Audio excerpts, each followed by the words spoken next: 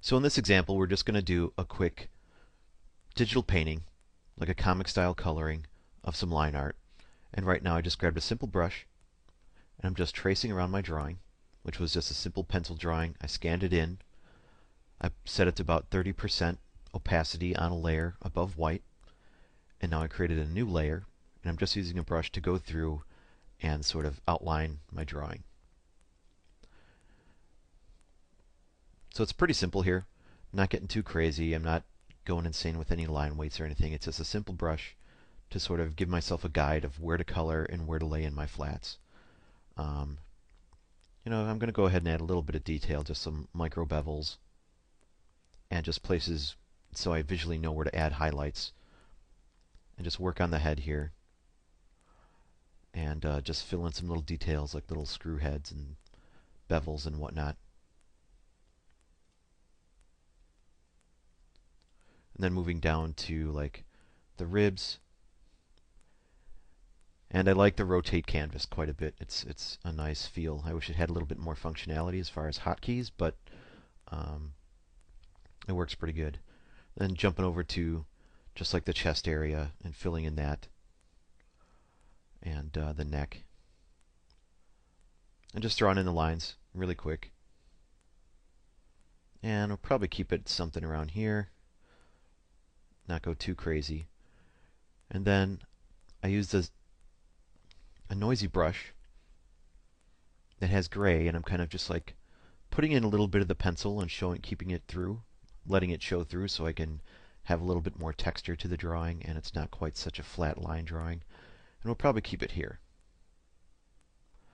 So going into the flats now, I'm just going to take solid brush and solid colors, and I'm just going to lay in where I want my flat colors to be, sort of the base colors for my drawing. And I just simply do it with a flat brush. I just throw it in and then use the eraser tool really quick. Now you can use selections for this as well, like the lasso or the polygon tool or whatever. Sometimes I find that it's just faster if I just block it in really quick with a brush rather than be precise with a selection, and then I'll just erase it really quick. It's up to you. It depends on your workflow and how you work. So for me, this is just a little bit easier. And then we'll just block in the different colors that we want, and then I set them all to solid layers and mask them out. Moving on to the lighting, I'm just using a white layer for this. I made a solid color of just white, and I'm using the mask to paint in the light.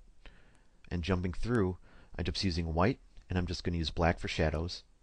And then, since they're going to be solid layers of just color, you can dial them to whatever you want. You could change the color at any time. You could change the color of the shadow at any time. It gives you a lot of flexibility. So as you can see, I just laid in white, and now with the shadow, I'm just laying in the black. And just figure out like where my light source is coming from, how the shadows are being cast.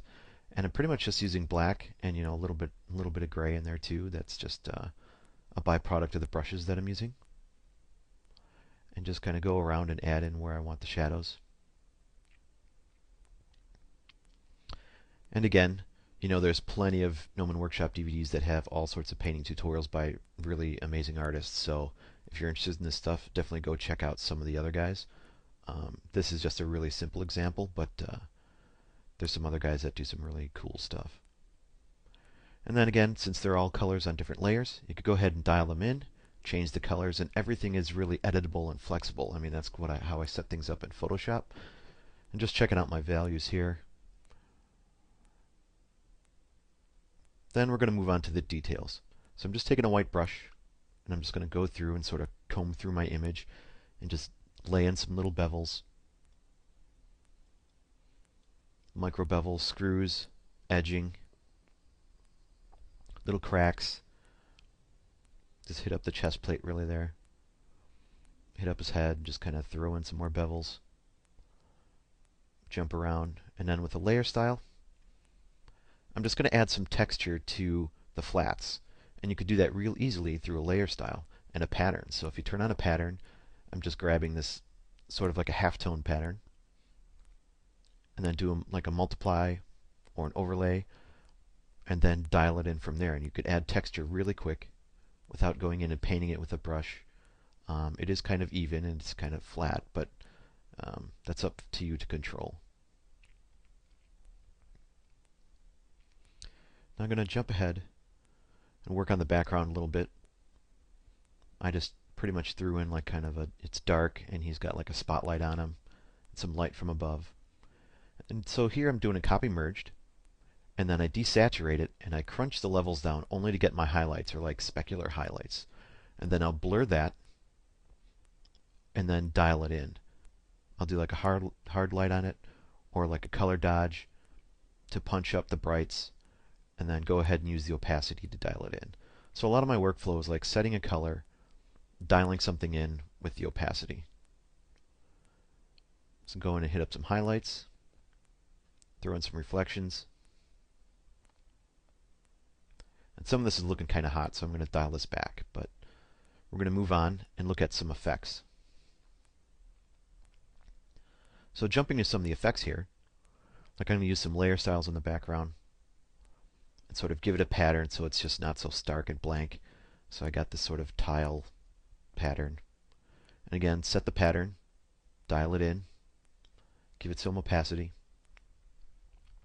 As you can see, I filled in some ambient color too, so I actually have 3 layers now of light. I have ambient light, I have light, and then I have shadow.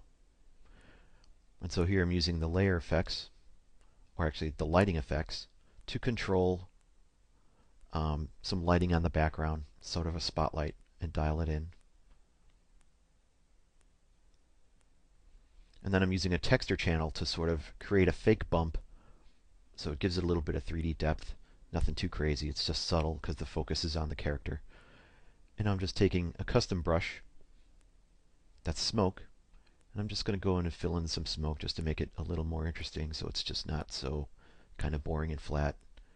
And like, by no means is this like an amazing painting but it's just a simple way to layer up your different details and your lighting and be able to control it at the end of the day, by selecting a color. Now I painted my smoke, I just sort of lay in the pixels and then I color the pixels later. So it's just a different way of working sometimes, where it's like sometimes you just need the pixels and use the adjustment layers and stuff in Photoshop to manipulate those pixels rather than always paint with exactly what you want to get. It's just another way of thinking about it. So we're getting pretty close here. We're not going to take this too much farther, but we have all of our different flat colors on different layers with solid colors, so we can go ahead and change those at any time. We have our effects, and then we have our lighting. And that's pretty much it.